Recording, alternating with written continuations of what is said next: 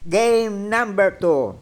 Dallas Mavericks versus Minnesota Timberwolves. NBA Western Final. Dallas is leading the series 2-1.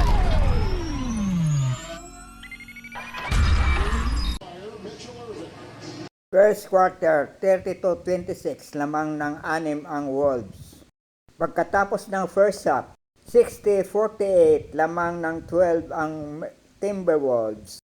Third quarter, 86-79 lamang pa rin ng 7 ang Timberwolves. Pero sa pag-umpisa ng fourth quarter ay rumarsada agad ang Dallas ng 8 puntos na walang sagot ang Timberwolves sa loob halos ng 3 minuto.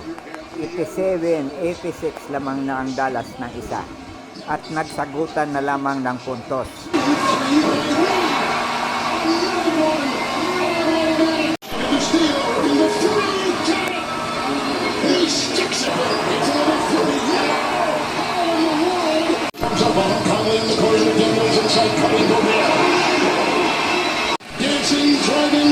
"47 seconds na lang ang nalalabi. Lamang ang Dallas ng 2 at bola pa nila. 108-106. Na turnover ni Edwards ang bola. 12 seconds na lang.